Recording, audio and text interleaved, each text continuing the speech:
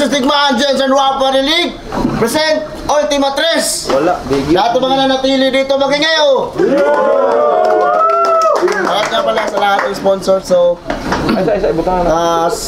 sa kaliwa, introduce yourself. Lando, ay di. Drix, 851G, Pangkatmagan. Sa kanan ko naman, kilala ka. Marcos, Panabo, Mugat Republic, SJR, shoutout sa Reality Clothing, Big Daddy Apparel, Mama, Makawan sa Krishna, Rowena, Mosnik, Ron, Jenny Erms, Heliling, Team Michelle, isang partner. Got you. Yo, nanalo si Marcos ng pointo, so pinili niya muna si Drix. Round 1 para kay Drix, oh. Yo! Maligayang pagdating. Siya si Ginoong Marcos. Murang gulang lang isipan sa imaheng higit 40 anyos. Kung ganto lang din dadaloy, abalang makaraos patay na ilog manisipan, katawang lupa ang gagawa ng agos. Ano masyado bang maaga? May malagutan sa turo, biglang bungad ng agarang sa pag-akto na abuso. Pues simula man o wakas ang hantungan ng punto, yung bumalandra sa gitna at saka tapusan ng tungo. Paro-parong nasabi, pumapanig sa iba, ligaw sa pagbalanseng kumakabig sa dikta. Anong bungang makukuha sumasalin man lika, kung maging siya ay naaakit sa bulaklaking salita. Kaya malabong lumamang, kamalayang dinadala, marami ka pang kakaining bigas. Sa palayang binabaha, sa nalunod ang sarilit maskarang dinadala, na magkaroon lang kanyang isip ang dama sinasangla. Bilang zenlok na imahe, katang isip na buo, nasa utak na palagit na paibig sa tukso. Sa isipan ng iba'y nagpaalipin ng hustot, bilang dayong tinatrato sa sarili niyang mundo. Anong nababaliw isipan? Paratangan matmanisi, di sa lalim na iniwan at larawan na napili. Sa imahe ng iba ay nagawa ng manatili, kaya nasasabihan na wala ka sa sarili. Pinapanggato ng paligid, subukang maiba, kaya wala ka sa lugar upang lubog sa magsiga. Basag na salamin, ipantatarak na rin sa matang nabubulagan at bunbunan ng matutong maging siya. Anong mukha ng kaganapan sa likod na maskara? Sumisigaw ang kalungkutan ng bigo niyang pandama. Pigati maging puot lang ang binungan ng mga naitanim sa isip na kinulang sa pasya. Tirambahala lang basta, uhula sa kutob, wala sariling direksyon, panunukso lang nag-udyok. Ang diwa ay bulag sa kalooban niyang tulog, sumabay ka man sa agos tiyak lulutang kang lunod. Time. Round 1. Hindi. Marami pang kakaining bigas. Yan mapangbungad mo sa dayo. Kung binahaman yung palayan, panoorin mo ko umararo. May gabi, Jensan! Kinasing-kasing ang pagtahod. Gikan pa na bumilabang aron makipagsukda na yung kahabog. Di mapugna na kung paglupan mo rabag nabuhiyan nga tabanog. Buang ang mensahero, gasuwa at luyo sa mga panganod. Check, check, check! Siraan ng puri, pagaspangan ng imahe, tirahan ng kauri, palakasan ng atake. Sa ngalan ng papuri, mistulang tumutulay sa alamre. Sa aling pusang nakipagbalagtasan sa tigre. Bigat ko ang pamantayan, alam nyo ang labang to'y wala sa balanse. Dalawang pilosopo, nahawig ang letrahan, animo industrialismo at si Lucas. Sa gabi ng kaliwaan, insulto sa akin maihambing, sa mapurol niyang intelektual. O masasabi na magkasing pero di magkasing animal. Hinamo mula sa iisang sinapupunan, katambal yaong ideya. Kung tayo isinilang nakambal, ikaw ang mahina kung kapareha. Sa pilitang isinama, sa mga pandikdikan ng todo, bukod tangin na tupa sa hilera ng mga lobo. Iiksiyang yung buhay, pagtapos mong mapatawan, klaro at tunay, madalas magdilang anghel sa kamatayan. Puputulin ugnayan ng iyong puso at pulso, upang buuhin aking panalo, ikay wawasakin ang gusto. Akin ang tagumpay, walang harang sa aking pagdagit, ako'y malala na kalimot kung meron man diyang balakid. Kung pabigatan ng papel ay pag-isipan ng maigi, sulat mong pamunas ng puwet kontra sa kwaderno ni Pepe. Labis na kahibangan kung makikipagbalyahan katapangan kalirikal, lapis ni OG Wu na nakipagpataliman sa pluma ni Rizal. Ang buhay ay sayaw ng oras at paglisan, kalaliman mong sigaw ay larawan ng iyong himbingan, kay kamatayan nakipagpatintero, sa laro agaw buhay, sige lakarin ng impyerno, ngayong mga paa mo ay nasa hukay. Makulay ang buod ng mga naatasan lumetra, subalit patunay ang nasa loob na di tayo magkapareha. Nasa puso ng nilalaman, ani mo sinapupunan ng ina, parang tiyan ng buntis, mas mabigat aking dinadala. Dilubyo ang tugon sa huni ng kalikasan, ako ay higit pa sa sobra kung kapasidad mo katamtaman. Pulbos kang babalik sa lupa, at ako dahilan ng iyong pagkaabo, katastropiya ang maaaninag sa mata ng bagyo.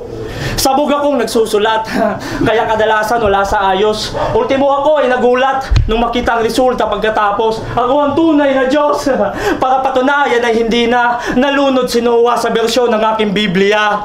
Nailathala ko ng tunay at hindi ito panaginip. Si Moises ang nahati habang tumatawid sa aking isip.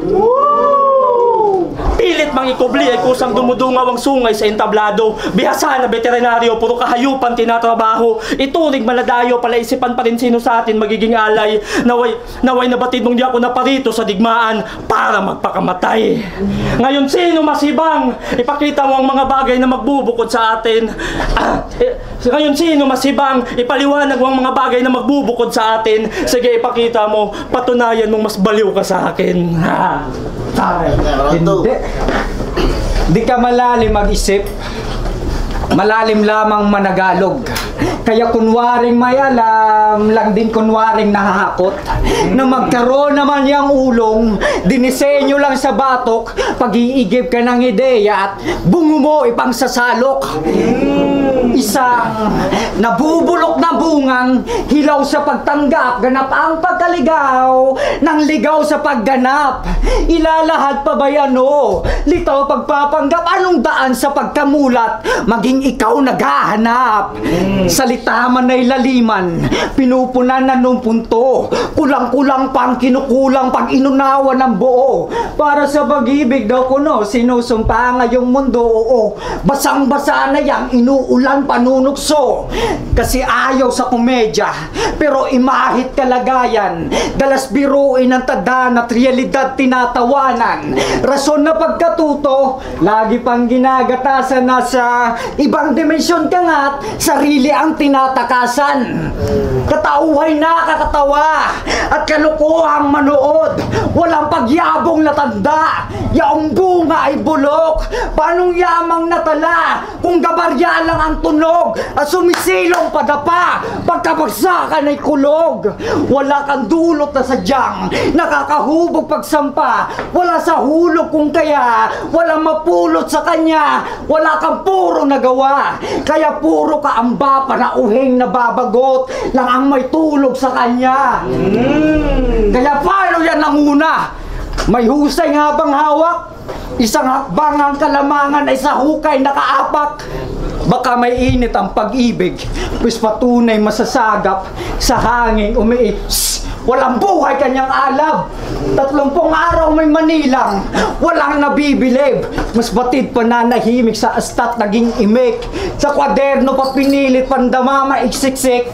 Kaya lubos ang pagkasira ng isang buwang pag-iisip. Kanyang balak na angkin sa pagsugod na hayag, maging balat tutuklapin kapag nanubok magbalat, hanggang sa manalangin na matutong matanggap managinip ng gising sa bangungot na ganap.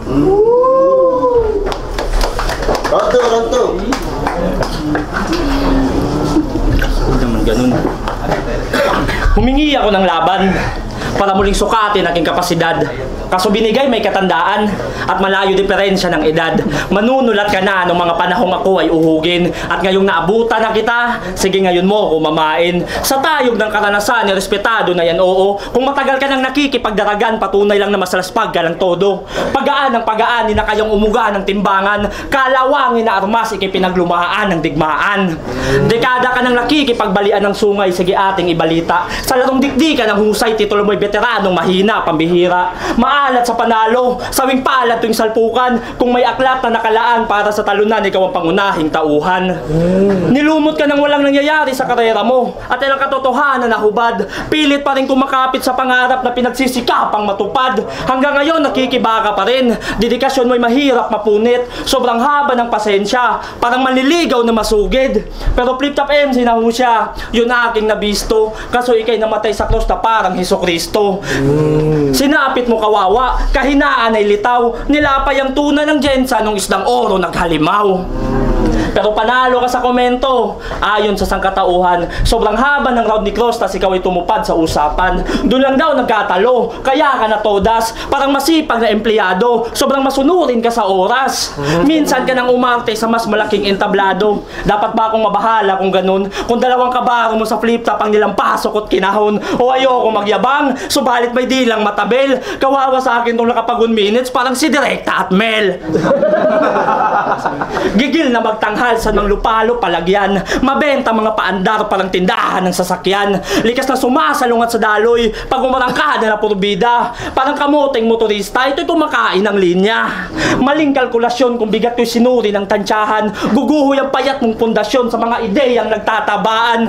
Magiliw masyado, mga ideyang pangbakbakan, salat man sa anggulo, subalit pagkamalikhain walang hangganan, walang ganap sa personalan, pero pag sumampa epektibo, nasa tuktok ng listahan kung usapan purong lirisismo.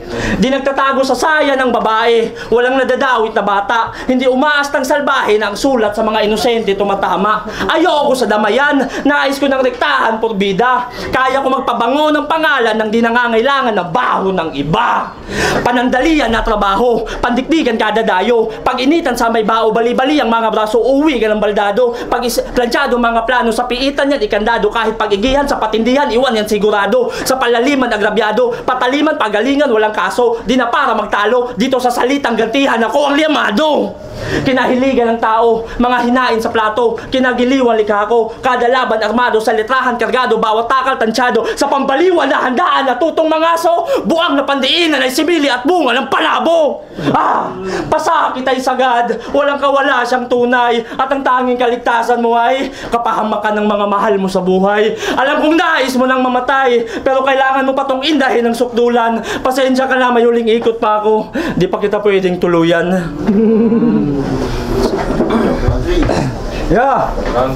Palo nga bang bumara?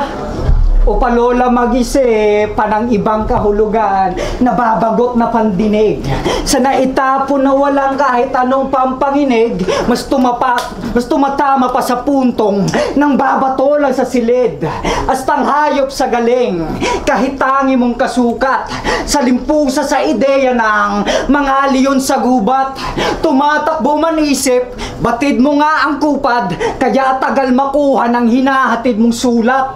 Sabay laliman daw ang titik niyang naaalok sa tuwina, nalita niyang inuukit na babalot sa ideyang inuutos sa lalim ang naaabot ng wika, mas lumilitaw hangarin ng pagdadamot sa diwa. Kaya turo sa may dunong, huwad paglalahad, ligaw lamang yang isip at kung saan napapadpad. Gabay ba sa tingin? Mukhang nagpapanggap, kaya mulat ka sa dilim pagkat bulag pa sa ganap. Maligsundan mga yapak, pag inusisa nakalatag, nang may tama lang kapag may impluensya siya ng alak. Sabat na rin sabihin, pinulikat niya sa hawak, pagkat bagsak ng kalidad sa eksena nakasagap. Wala bang anggulo sa ngalang? Panapaw sa payaso, bila Ferdinand yung tanga na palayaw ng kasalo. Ibang ngalan na parehong nagkalayaw sa malabo, isang pagkataong nagnanakaw pagkatao. Kaya paro-paro pa nga ba sa tinginang nausisa? Nailahad man kwentong kadiliman ng pruwebat, nakalipad hangarin maiiwan na sa tuwinang tumatakbo na lamang sa isipang naulila. Bali mga pakpak, sira pa ang bait, sa pugan ng pasakit na igapang hatid, pinagdamutan paghinga ng inakalang papanik, kanan man o kaliwaan sa gitna katatawid, kaya maligayang pagdating. Umaligaya pa rin ba kung bakas na sa mata ang kailangang madama? Pag sa ulo ng bahagi, Alaala panalba at di sagot na makalimot sa kailangang mawala. Asya. Batid ko ang pagnanais mong magwagi, pero di ko yan papayagan. Paano mo magagapi ang mandirigmang inaalay buong puso sa digmaan? Mahal ko tong ginagawa ko, binibigay ang todo kahit di mabayaran. Nagsisipaglaglagan ng mga ulo sa tuwing lumalagari ako sa laban. Pag sinabing pangkatmagat, article at sikreto, mga kasapi na may tira, JP course at klasiko, ba't sa hanay isinali? Itong latak na pasama, ikay naliligaw na dilis sa lambat ng mga tuna. Inakalay kalibel kaya baliw-baliwan na rin kagad. Kaso ikaw yung nag-iisa na tuwing sa pangkat ng may mga sayad, paumanhin kung tinalakay. Hindi to basta pangwawalang hiyalang. Alam kong malakas yung grupo nyo. Kung hindi ito napabilang, pabigat na pasanin ay kalong-kalong ng kagrupo. Binubuhat ka nung malakas na parang kapatid ni Taguro. Sige sabit! Sige sabit! Makinabang sa apoy hanggang sa magningas ka tol. Kung sila yung tinitingalang bituin, ikaw naman yung nakalambitin na parol. Pangunahing palamuti sa parabula na ibinuod. Mapadlamuyot ang pabalat ngunit nilalangaw na sa loob. Nabubulok mong talata ay nakakasulasok pag inisip. Ikaw ay masamang polusyon na sumasabay sa ihip. Ako ibukod mo sa pangkaraniwan. Huwag mo sgahan ang aking eksistensya. Parang lumiliyam na diamante, nag-aapoy aking presensya. Ang iyong umpisa ay sa ring wakas dumungo ka sa hangganan. Tinatawid ko impyerno at lupa na parang si kamatayan. At kasabayan mo pa si Tatsyan ba iyayabang mo sa akin? Itinamad na bumatil yung tao habang ikaw ay nagbabakasakali pa rin. Banag ang panibugho, pilitin mang magpanggap. Tinalikuran niya na yung bagay na pilit mong sinisipat sa hinaharap. Pabulaanan malaking salaysay sa katotohanan walang ligtas. Nananatilig ang mababa na parang pasahod sa Pinas. Mga kasabayan umere sa lente ng mamama. Habang sila nag-iingay sa flip-top, ikaw nandito pinapatahimik ng mas bata. Tumigil galaboy, naway natauhan sa malalim na pagninilay. Mga mata ay hindi nagapoy sa haba ng panahon mong nagsunog ng kilay. Ibigay man ang lahat, hahantong lang sa pagkabigo. Talagang hindi ka sasapat sa timbangan ng ginto. Pilit pa rin kumakatok sa pinto, umaasang pagbubuksan sa paglaon. Lumisan ka na Ginoo, ako na magsasara ng iyong kabaong. Mi ultimo adios, kasabay ng mga pangarap at matayog mong plano. At ngayong kasabay ng mga pangarap at matayog mong plano. At ngayong ikaw ay magtatapos, karangalan pa rin sa'yo kasi sa akin ka matatalo. Ako'y nagutom sa paglalakbay. Malas mo lang at naabutan kita. Ikaw yung inihain na tuna para sa panauhing maharlika. Oo, dayo. At sa sarili mong lugar nakipagdikdikan. Ang iyong lupang sinilangan ay siya ring iyong magiging libingan. Sinukat aking kahibangan itong mga pangkaraniwang kapasidad. At ngayong tapos na kitang baliwin, ibabalik na kita sa realidad. Okay, sa tayo yun, no?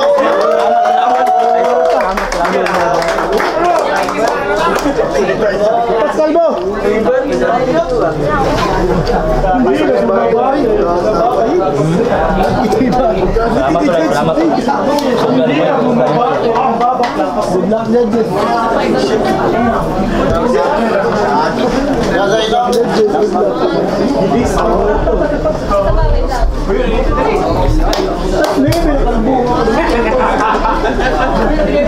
Ayo, Marcos. Tama na to. Wala kaya apel na.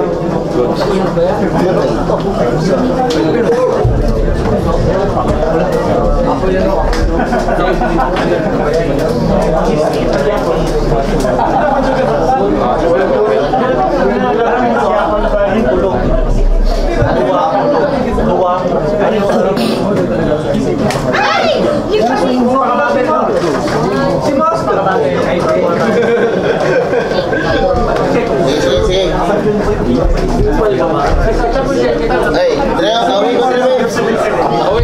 Tawin sa akin.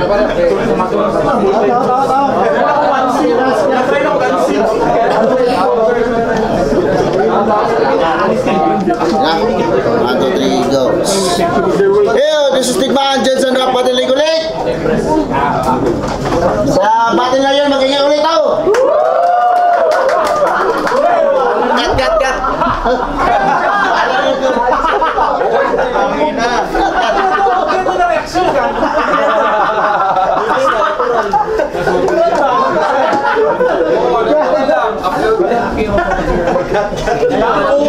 What reaction video?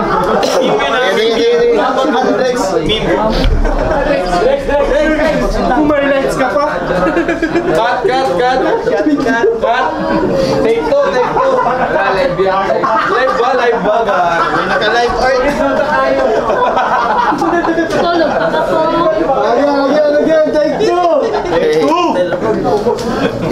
Ayun, this is Tigman Genshin Rap Battle League.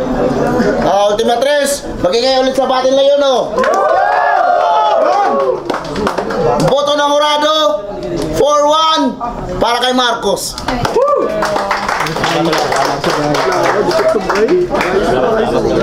Yes. So, ako lang isang bumoto kay...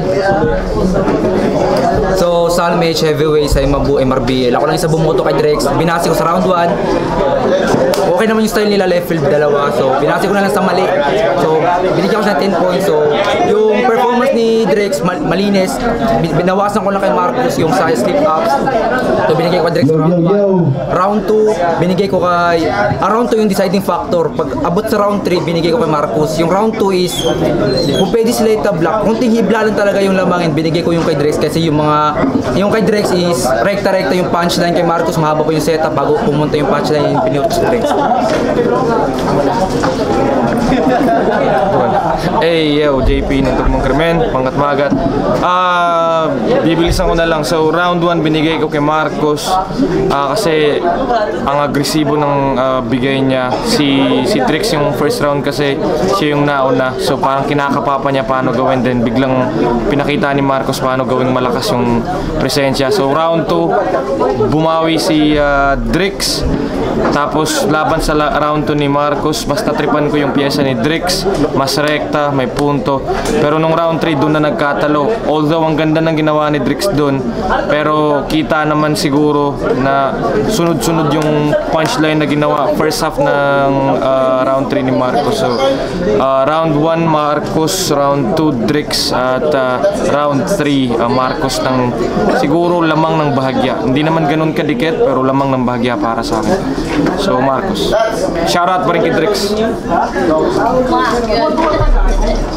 Yo, Siege, unang-una gusto kong emphasize, sobrang thankful ako, nakasaksi ako ng ganun ka-classic na laban. Someday, pag nasa flip-top na yung dalawa, magiging proud yung Tigmaan na nagkaroon ng ganung battle. Anyway, binoto ko si Marcos, overall na lang, sobrang ganda ng imagery, so pareho ng style, pinagkaiba, sa kabila ng pagiging intricate ng style nila, mas naging direkta si Marcos. So yun na lang yun, mas marami siyang na-experiment, mas effective sa tao. So yun, props sa dalawa, classic battle, yeah. Yo, hi today. Round 1, binigay ko kay Marcos. Just round 2, bumawi si Drex. Pero round 3, kay Marcos ulit. Overall, Marcos. Kay Zion, Kidap Music, boto ko. Zion, Kidap Music, battle ni Marcos versus Drex. Round 1, Marcos. Round 2, Drex. Round 3, Marcos. Gahibla lang.